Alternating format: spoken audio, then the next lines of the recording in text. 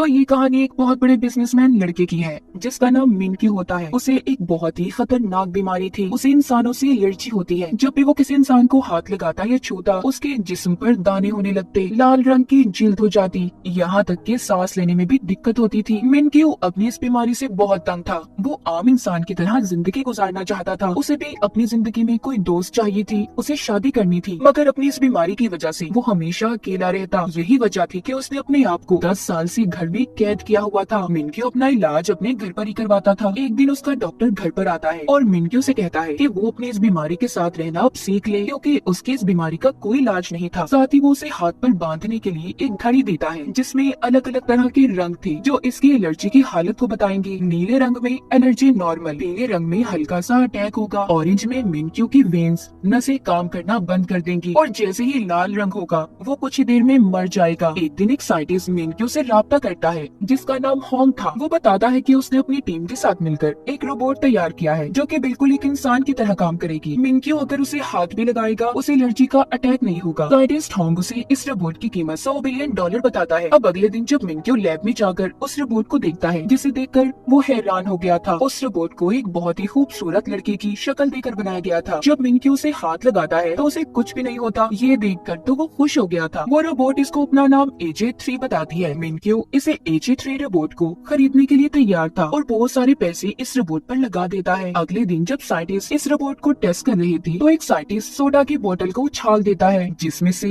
एक बूंद इस AJ3 के अंदर गिर जाती है। बहुत बड़ा शॉर्ट सर्किट हो गया था और उस रोबोट का प्रोसेसिंग सिस्टम खराब हो जाता है जिससे वो चला करती थी। ये देखकर सारी टीम बहुत ज्यादा परेशान थी क्योंकि अगले दिन AJ3 को मिनक्यू के पास डिलीवर करना था। ये लोग उससे पैसे भी ले चुकी थी। सारी टीम सोचती है कि इस रोबोट को तो ठीक करने में बहुत वक्त लगेगा, इस तरह इनके मिनक्यू से डील भी कैंसिल हो जाएगी। इसलिए होंग को यहाँ पर एक आइडिया आता है। इसने AJ3 को अपनी एक बहुत ही पुरानी दोस्त जिसका नाम जिया होता है उसकी शक्ल देकर बनाया था, तो इसीलिए अभी उससे मिलने जाता है और सारी बात बताता है। इसका प्लान दरअसल मिनक्यू के पास जिया यानी कि असल इंसान को रोबोट बनाकर भेजने का था। पहले तो सारी बातें सुनकर जिया मना कर देती है, लेकिन जब होंग उसे पैसों की लालच देता है क्योंकि जिया बहुत गरीब थी तो इसीलिए वो इस बात को मान गई थी। साइंटिस्ट की टीम जिया को अपने लैब में ले जाकर रोबोट AJ की सारी बातें सिखाती है कि वो काम कैसे करती है, उठती कैसे है, पानी कैसे देती है, सब कुछ। फिर उसे रोबोट की तरह सेम कपड़े पहनाए जाते हैं, बालों में वे और आंखों में लेंस लगाए जाते हैं जो कि एक कैमरे की तरह काम करेंगे जिससे ये लोग जिया और मिनक्यू पर नजर रख सकते थे। अब खैर जिया को एक रोबोट की तरह तैयार करके मिनक्यू के घर भेज दिया जाता है। जैसे ही मिनक्यू इसके बड़े से ताबूत को खोलता है जिया तो उसे देखकर डर गई थी। दरअसल यहाँ पर हुआ कुछ यूँ था, कुछ दिन पहले जिया ने मिनक्यू को खाना डिलीवर किया मगर मिनक्यू को वो खाना अच्छा नहीं लगा था, इसलिए उसने जिया को पैसे भी नहीं दिए। जब जिया ने उसे रोकने की कोशिश की तो मिनक्यू वहाँ से भाग गया ताकि जिया उसे हाथ न लगा पाए जिससे उसे एलर्जी होगी। मगर मिनक्यू को ये सब बातें याद नहीं थी। अब ये होंग को कॉल करता है और जिया यानी कि रोबोट के इस डर और गुस्से के बारे में पूछता है। होंग ये सुनकर उसे एक कहानी सुनाता है। कहता है इस रोबोट AJ3 के 2 मोड है, एक ऑपरेशनल और दूसरा फ्रेंड मोड। ऑपरेशनल में वो गुस्सा और नाराज हो जाती है जबकि फ्रेंड मोड में इंसानों की तरह बर्ताव करेगी। होंग साथ ही मिनक्यू से ये भी कहता है उसकी गर्दन के पीछे एक बटन है, तुम उसे दबा दो सब ठीक हो जाएगा। अब मिनक्यू ऐसा ही करता है और जिया का टेस्ट लेता है, मतलब कि उसके सामने तो वो एक रोबोट ही थी ना। मिनक्यू देखना चाहता था कि ये सभी सही से काम करती भी है या नहीं। तभी होंग की लैब की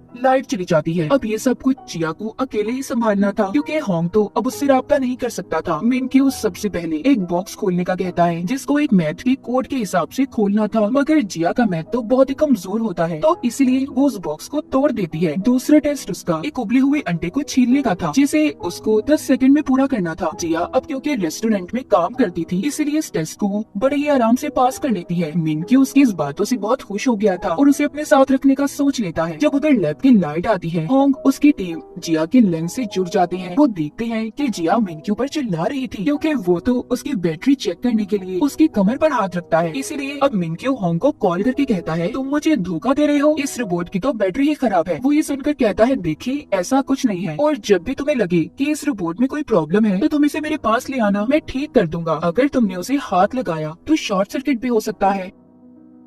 अब इसके बाद मिनक्यू जब अपने किचन में पानी पीने जाता है तो एकदम से उसका सांस बंद हो गया था। जिया भागकर उसके पास आती है और उसकी कमर थपथपाती है, जिससे वो कुछ ही देर में ठीक हो गया था। वो उससे पूछता है कि तुमने मेरे ऑर्डर हुक्म के बगैर ये काम कैसे किया। वो बताती है मेरे अंदर बहुत से फंक्शंस हैं जिनकी मदद से मैं खुद भी काम कर सकती हूँ। यहाँ पर मिनक्यू जिया को जब पहली बार हाथ लगाता है तो हैरानी की बात ये थी उसे कुछ भी नहीं होता, कोई एलर्जी नहीं। हालांकि जिया असल में तो आम इंसान ही थी ना, बस उसकी नजरों में एक रोबोट होने का नाटक कर रही थी। रात को होम जिया को बैटरी ठीक करने के बहाने लैब में ले आता है, जहाँ पर वो उसे कहता है कि तुम जानती भी हो तुम हम सबको फंसाने वाली थी। अगर मिनक्यू सच्चाई जान जाता तो क्या होता। इस बात पर जिया को गुस्सा आता है। वो समझती है कि उसने अपना काम सही से नहीं किया, इसलिए वो लैब से चली जाती है। जिसके बाद होंग और उसकी टीम को ये बात पता चलती है कि AG3 रोबोट को ठीक करने के लिए अफ्रीका में भेज दिया गया है, जहाँ पर उसे 2 हफ्ते और लग सकते हैं। उसी वक्त होंग को मिनक्यू की भी कॉल आती है, जो कहता है कि मुझे तुम्हारा बनाया हुआ रोबोट AG3 बहुत पसंद आया, मैं इसे 1 महीने के लिए लेना चाहता हूँ। होंग को कुछ समझ नहीं आती कि अब वो क्या करेगा, इसलिए वो जिया को वापस बुलाता है और कहता है कि कुछ दिन और तुम्हें रोबोट बनकर मिनक्यू के सामने रहना होगा। इसके बदले में वो उसे ज्यादा पैसे देने की लालच भी देता है और कहता है कि हर रात तुम्हें चार्ज करने के बहाने हम लैब में ले आएंगे। ये सब बातें सुनकर जिया फिर से रोबोट बनने के लिए तैयार थी। एक दिन जिया बाथरूम में जाती है, बाथरूम को मिनक्यू के महंगे परफ्यूम से साफ कर रही थी। तभी उधर मिनक्यू आ जाता है और उसे इस तरह देखकर कहता है कि रोबोट तो पानी के पास नहीं जा सकते, तो तुम ये सब कैसे कर रही हो। जिया रोबोट की तरह उसे जवाब देती है कि मैं एडवांस रोबोट हूँ जो हर काम कर सकती हूँ। तभी मिनक्यू जब मुड़ने लगता है तो वो जिया के मुंह पर आते पसीने को नोटिस करता है। ये देखने जब वो दोबारा पीछे मुड़ता है तो तभी उसका पाँव साबुन के ऊपर आ गया था, जिससे वो फिसल जाता है और उसकी कमर में चोट लग गई थी। इस तरह एक दिन जिया सफाई करते हुए मिनक्यू के ताश के पत्तों का बना हुआ घर खराब कर देती है, जिसको बनाने में उसे 10 साल लगे थे। ये देखकर मिनक्यू को गुस्सा आ जाता है। तभी जिया कहती है मेरी बैटरी 5% रह गई है और खुद ही बंद होने का नाटक करती है। मिनक्यू होंग को अपने घर पर बुलाकर पूछता है कि आखिर तुम्हारे रोबोट में क्या मसला है, उसकी गलतियों की वजह से मेरी नुकसान हो रही है। होंग कहता है मुझे थोड़ा टाइम दे, मैं इसे ठीक कर दूंगा। एक दिन मिनक्यू के खास मेहमान ने घर पर आना था, तो इसलिए वो जिया को बाहर निकलने से मना करता है। दरअसल उसका खास मेहमान एक लड़की थी जिसे मिनक्यू बहुत पसंद करता था। अब वो लड़की जब उसके घर आती है और मिनक्यू से मिलते हुए उसके कंधे पर हाथ लगाती है, उसको एलर्जी होने लगी थी। वो लड़की मिनक्यू की इस बीमारी के बारे में नहीं जानती थी, तो इसीलिए वो एक मीटिंग का बहाना बनाकर वहाँ से भागकर घर के अंदर आ जाता है और उस कमरे तक पहुँचने की कोशिश करता है जहाँ पर उसकी एलर्जी के इंजेक्शन थे, मगर कमजोर होने की वजह से इंजेक्शन को नहीं लगा पाता। तभी ये देखकर उधर जिया आती है। मिनक्यू जमीन पर बेहोश पड़ा था। यहीं से कहानी हमें उस वक्त की दिखाई जाती है जब मिनक्यू को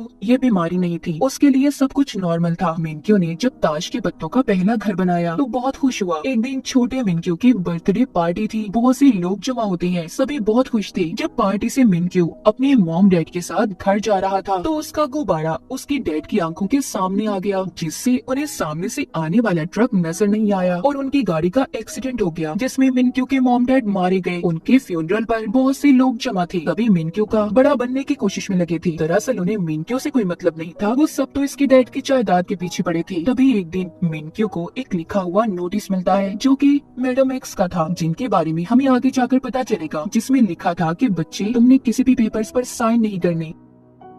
एक दिन जब वो अकेला बैठा था तो उसके पास उसका दोस्त आता है जिसके पास एडॉप्शंस के पेपर थे। वो कहता है देखो इस पर साइन कर दो, जिसके बाद तुम मेरे भाई बन जाओगे। मिनक्यू भी उन पेपर्स पर साइन कर देता है। तभी वो देखता है उसके दोस्त का हाथ एक शैतानी हाथ में बदल गया, जिससे डरकर वो वहाँ से भाग जाता है। अब उसका दोस्त अपने डैड के पास वापस आकर जब उन्हें वो पेपर्स देता है तो मिनक्यू ने आखिरी सफ़े पर अपने साइन की बजाय कुछ और लिखा था। उधर मिनक्यू अपने घर में आकर अकेला रहने लगा। उसके दिमाग में ये बात बैठ गई कि लोग बहुत गंदे हैं, वो उसकी जायदाद के पीछे पड़े हैं, इसीलिए जब से उसे इंसानों से एलर्जी होने लगी। ये बात उसके खास डॉक्टर के अलावा कोई भी नहीं जानता था। इसी के साथ कहानी दोबारा प्रेजेंट मौजूदा दौर में आती है, जहाँ पर मिनक्यू को अब होश आ गया था। वो अपने पास जिया को पाता है, उसे बताता है कि मैंने सपना देखा, सभी लोग मेरे दुश्मन हैं। वो ये देखकर हैरान था कि वो बिल्कुल ठीक हो गया है। अब वो जिया के साथ और ज्यादा वक्त गुजारने लगा। एक दिन वो उसी लड़के से मिलने जाता है जिसे वो पसंद करता था। अब वो लड़की जाते हुए मिनक्यू से फिर से हाथ मिलाकर जाती है तो तभी उसे एलर्जी हो गई थी। वो अपना इंजेक्शन निकालकर लगाने की कोशिश करता है, मगर फिर सोचता है कि आखिर वो कब तक ऐसे जिंदगी गुजारता रहेगा, इसीलिए वो अपने इंजेक्शन को पानी में फेंकने जाता है। तभी जिया उसके पास आती है और ये क्या, उसकी एलर्जी खत्म हो गई थी। बिना किसी इंजेक्शन को लगाए बगैर उसकी घड़ी का टेम्परेचर भी नॉर्मल नीले रंग पर आ जाता है। जब ये वापस घर जा रहे होते हैं तो मिनक्यू एक आदमी से टकराकर गिर गया था, मगर इसे तब भी कुछ नहीं होता। ये सब देखने के बाद तो उसे अपने ऊपर यकीन ही नहीं आता कि वो ठीक हो गया है। इसीलिए अब वो ये देखने के लिए कि वो ठीक है या नहीं, वो जिया को लेकर लोगों की भीड़ में जाने का फैसला करता है, जो उसने कभी भी अपनी जिंदगी में नहीं किया था। जब दोबारा से वो एक बच्चे से टकराता है तब भी उसे कुछ नहीं होता। एक बार फिर जब उसे एक आदमी हाथ लगाता है, इस बार भी उसे कुछ नहीं हुआ था। वो अपने डॉक्टर को कॉल करता है और कहता है कि मैं बिल्कुल ठीक हो गया हूँ। तभी एक आदमी जब इससे टकरा जाता है, यहाँ पर जिया भी उसके साथ नहीं थी। मिनक्यू की एलर्जी दोबारा शुरू हो जाती है। जब ये दूर खड़ी जिया की तरफ देखता है तो ठीक हो जाता है। कॉल पर मिनक्यू डॉक्टर से कहता है कि कोई तो है जिसे जब मैं देखता हूँ ना तो ठीक हो जाता हूँ। ये सब सुनकर डॉक्टर भी हैरान थी। मिनक्यू भागकर जिया के पास जाता है और कहता है कि मैं तुम्हारे लिए दुनिया की सबसे बड़ी बैटरी खरीदूंगा, तुम हमेशा मेरे पास रहोगी। घर आकर वो सब कुछ दोबारा से डॉक्टर को बताता है। डॉक्टर कहते हैं मिनक्यू मैं हैरान हूँ कि तुम बिना इंजेक्शन के ठीक हो गई। अब मिनक्यू जहाँ पर भी जाता जिया को अपने साथ साथ रखता। उसकी नजर में तो अब भी वो सिर्फ एक रोबोट थी। उधर लैब में दिखाया जाता है असल HA3 रोबोट ठीक हो गई है, मगर उसे ठीक से काम करने में कुछ वक्त अभी और लगने वाला था। जब जिया को ये बात पता चलती है कि HA3 रोबोट ठीक हो गई है तो उदास हो जाती है, क्योंकि अब इसे भी मिनक्यू के साथ रहने की आदत हो गई थी। एक दिन मिनक्यू जिया को होटल में लेकर जाता है जहाँ पर वो लड़की अपने डैड के साथ आई हुई थी जिसे मिनक्यू पसंद करता था। वो जिया को ले जाकर एक अलग टेबल पर बिठा देता है। ये बात जिया को बहुत बुरी लगती है।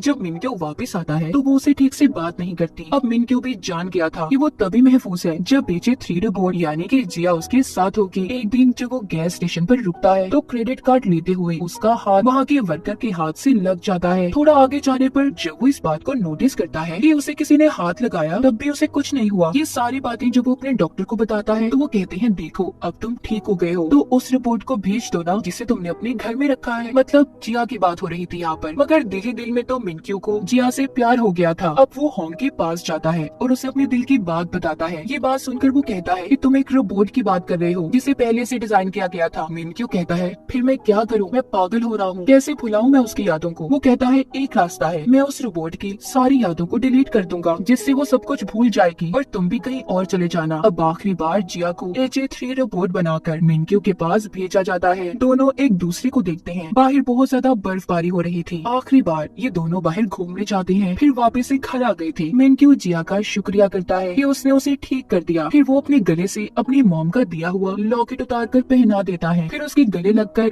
रीसेट का बटन दबाकर बहुत रोता है। उधर HA3 रोबोट को भी ये बात पता चल गई थी कि मिनक्यू का फोल्डर डिलीट हो गया है। दोनों रात को एक दूसरे को याद करके बहुत रोते हैं। जिया इतना रोती है कि बीमार हो गई थी। अगली सुबह दोनों अपनी जिंदगी की नई शुरुआत करते हैं। जिया अपनी नानी के घर जाने के लिए तैयार थी। जब वो ट्रेन में बैठी थी तो इत्तेफाक से उसी ट्रेन में मिनक्यू आता है जिसने जिया को देख लिया था। वो सोचता है कि इस लड़की की शक्ल तो बिल्कुल HA3 रोबोट जैसी है। दोनों एक दूसरे के आमने सामने बैठे थे पर बात तक नहीं करते क्योंकि जिया को मिनक्यू के साथ बोलने से मना किया गया था। अब ये होंग को कॉल करता है और बताता है कि मैंने तुम्हारे रोबोट जैसा एक चेहरा देखा। वो कहता है हाँ, मैंने उस रोबोट को अपनी खास की शक्ल दी थी। तो मिनक्यू कहता है क्या मैं उस इंसान से बात कर सकता हूँ? वो कहता है नहीं। इतना कहकर उसने कॉल को काट दिया था। मिनक्यू को यहाँ पर शक हो जाता है, इसीलिए वो जिया का पीछा करता वहाँ तक आ गया था जहाँ पर ये नौकरी करती और अपनी नानी के पास रहने वाली थी। उसकी नानी का एक होटल था। सब चले गए थे मगर मिनक्यू बैठा उसका इंतजार कर रहा था। जिया तंग आकर उसके पास जाकर बताती है कि हाँ, मेरा ही चेहरा HA3 को दिया गया, इसके बदले मुझे बहुत से पैसे दिए गए थे। ये सब बताकर वो उसे वहाँ से जाने का कहती है, मगर मिनक्यू अब इसके पास ही रहना चाहता था। कुछ दिन में उसकी जिया की नानी के साथ भी दोस्ती हो गई थी और वो जिया के साथ वो सब बिताए पल गुजारता है जो इसकी नजर में उसने HA3 रोबोट के साथ गुजारे थे। एक दिन जब वो वापस आया तो देखता है जिया उधर होटल में नहीं थी। वो अपनी नानी के घर से जा चुकी थी। अब वो उसे पागलों की तरह यहाँ वहाँ ढूंढता है। तभी वो उसे समंदर के किनारे बैठी हुई मिलती है। उसकी नजर जिया के गले में उस लॉकेट पर जाती है जो उसने HA3 रोबोट को पहनाया था। जिया उससे वो हार छुपाने की कोशिश भी करती है मगर मिनक्यू ने उसे देख लिया था। उसकी हालत बहुत खराब थी। उसे समझ आ जाती है कि उसके साथ बहुत बड़ा धोखा हुआ है। उसकी एलर्जी लाल रंग पर पहुंच गई थी जो ऐसा इसके साथ कभी नहीं हुआ था। वो जमीन पर गिर जाता है। उसके बचने के चांसेस भी बहुत कम लग रहे थे। तभी उधर होंग और डॉक्टर आ जाते हैं जो इसे इंजेक्शन लगाती हैं और घर ले आए थे। उसका इलाज किया जाता है। यहाँ पर जिया मिनक्यू से मिलकर उसे सब कुछ बताना चाहती थी, मगर डॉक्टर उसको मना करते हैं। जब मिनक्यू ठीक हो जाता है तो उसके पास उसका एक खास असिस्टेंट आया था जो उसको जिया और होंग की कंपनी के खिलाफ केस करने का कहता है कि उन्होंने उसे धोखा दिया। यहाँ पर हमें ये भी पता चलता है कि वो असिस्टेंट दरअसल जिया का भाई था। उसने जिया के इस धोखे के बाद मिनक्यू के पास से नौकरी छोड़ दी थी। अब मिनक्यू होंग की टीम के पास जाता है और उसे अपने साथ धोखा करने के जुर्म में उनके लैब को खाली करवा देता है। उधर जिया भी मिनक्यू के लिए खाना बनाने में मसरूफ थी। वो रोज उसके लिए खाना बनाकर ले जाने लगी थी, लेकिन मिनक्यू को उस पर बहुत गुस्सा था। वो उसका खाना रोज कचरे के डब्बे में फेंक देता। जिया उससे कहती है तुम जो मर्जी करो, मैं रोज तुम्हें खाना देने आऊंगी। मिनक्यू जब रात को सोने लगा था तो उसे जिया की याद सता रही थी। वो बाहर अपनी नौकर के पास जाता है जो आग जलाकर बैठा हुआ था। वो उससे पूछता है कि तुमने भी मुझसे कोई झूठ बोला है तो अभी बता दो। नौकर जवाब देता है कि नहीं, मगर हर इंसान अपनी जिंदगी में कोई ना कोई झूठ लाजमी बोलता है। अगली सुबह दिखाया जाता है जब जिया मिनक्यू के लिए खाना ला रही थी, रास्ते में एक बच्चा आ जाता है जिस वजह से उसकी बाइक का एक्सीडेंट हो गया था और उसके हाथ पर चोट लग जाती है। अब मिनक्यू के पास जिया जो वक्त पर नहीं पहुंचती तो वो बेचैन हो जाता है क्योंकि दिल ही दिल में तो वो उसे बहुत चाहता था। अब जिया दिन में आने के बजाय रात को आती है। रूटीन की तरह उसके टेबल पर खाना सेट करती है और जाने लगी थी। तभी उधर मिनक्यू आता है, कहता है कि तुम मुझसे झूठ बोलकर और धोखा देकर कितनी खुश नजर आती हो ना। जिया कहती है मेरी बात तो सुनो, मैं तुम्हें बहुत कुछ बताना चाहती हूँ। मगर मिनक्यू कोई भी बात सुनने के मूड में नहीं था और गुस्से से गिलास को तोड़ देता है जिसका कांच जिया के हाथ पर आकर लगा था। उसके हाथ से खून आने लगता है, मगर फिर भी वो मिनक्यू से माफी मांगती है और चली जाती है। सुबह को मिनक्यू के घर जिया की दोस्त आती है। उसे समझाने की कोशिश कर रही थी। कहती है कि देखो अपनी जिद छोड़ दो, नहीं तो अपनी यादों में ही कैद होकर अकेले रह जाओगे। जिया होंग की टीम के साथ ऑस्ट्रेलिया जाने वाली है, उसे रोक लो। मिनक्यू जिया के दोस्त के सामने तो नॉर्मल होने का नाटक करता है, मगर मन ही मन में वो परेशान हो रहा था। सुबह होते ही जब वो उस जगह पर जाता है जहाँ पर जिया रुकी हुई थी तो वहाँ पर वो होंग की टीम के लोगों को देखता है, मगर वो अपनी गाड़ी लेकर वहाँ से चला गया था और वापस अपने घर आ जाता है। जहाँ पर आकर वो टीवी में खबर सुनता है। उसे पता चलता है कि आज 70 सितारे आसमान पर टूटे नजर आएंगे। जब वो अपनी छतरी बदलने जाता है तो उसे जिया की छतरी मिलती है, जिसे देखकर वो दोबारा से अपनी और जिया की प्यार भरी यादों में गुम हो जाता है। उधर AJ3 रोबोट भी सही से काम करने लग गई थी। मिनक्यू ने भी अब जिया से मिलने का फैसला कर लिया था क्योंकि वो जान चुका था कि वो उसके बगैर नहीं रह सकता। वो एक चट्टान पर जिया से मिलने जाता है जहाँ पर जिया उसे बताती है मैंने रोबोट बनने का नाटक किया, तुम एक रोबोट के साथ नहीं बल्कि एक इंसान के साथ अपना वक्त गुजार रहे थे। तभी मिनक्यू को AJ3 यानी कि जिया के साथ बिताए हुए पल याद आते हैं।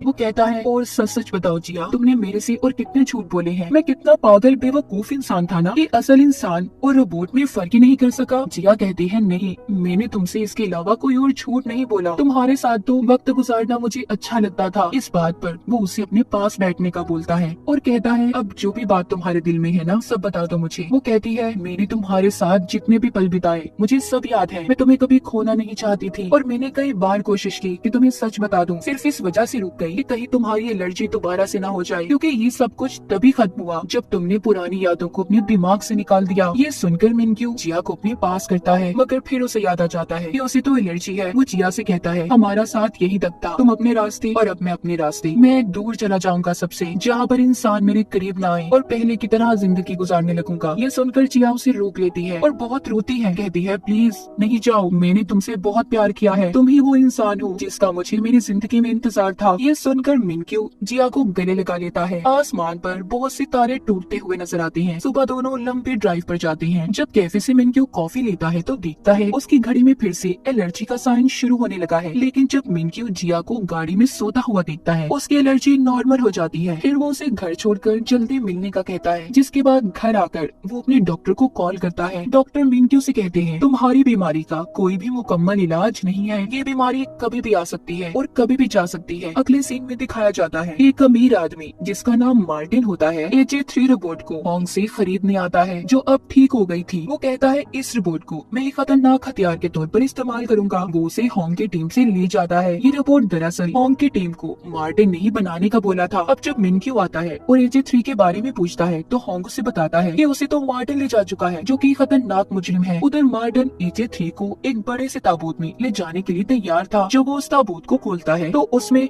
रोबोट रोबोट नहीं थी। दूसरी तरफ वो एजे रोबोट को हम शहर में घूमता हुआ देखते हैं, जिसके पास ना ही कोई यादें थी और ना ही उसे अपने बारे में कुछ पता था। अब मिनक्यू भी अपने घर वापस आ गया था, जहाँ पर उसे छोटा सा क्यूट रोबोट हाय करता है। वो देखता है उसके किचन में जिया और हॉन्ग की टीम मिलकर खाना बना रही है। जिया उसे अपने जाने का बताती है, जो सुनकर मिनक्यू उदास हो गया था और बहाने लगाने लगता है। कहता है कि आज मौसम बहुत खराब है, उन्हें यहीं पर रुक जाना चाहिए। उधर बाहर हम एजे 3 रोबोट को देखते हैं, जो अपने अंदर सेव वीडियोस को देख रही थी। एक मार्टिन की वीडियो जिसमें वो कहता है कि वो उसे एक खतरनाक हथियार के तौर पर इस्तेमाल करेगा, जबकि दूसरी वीडियो वो हॉन्ग की टीम की देखती है, जिसमें सब कहते हैं तुम एक फ्रेंडली रोबोट हो, इंसानों की दोस्त बनोगी। अब यहाँ पर एजे 3 मार्टिन की वीडियो को अपने अंदर से डिलीट करके हॉन्ग की टीम की वीडियो को रख लेती है, यानी कि उसने अपने दिमाग में इंसानों से दोस्ती बिठा ली थी। अगले सीन में हम मिनक्यू को मैडम एक्स से मिलते हुए देखते हैं। ये वही लेडी थी जिन्होंने बचपन में मिनक्यू को नोट लिखा था कि किसी पेपर पर साइन मत करना। ये हर वक्त उसकी मदद किया करती थी। अब ये से बताती है मार्टिन एक बहुत ही खतरनाक आदमी है, अगर हमने उसे पकड़वा दिया तो बहुत से लोगों का भला हो सकता है। उसके खिलाफ सबूत एक आदमी के पास है। जिसके बाद मिनक्यू उस आदमी से मिलने जाता है और इसे सबूत देने का कहता है,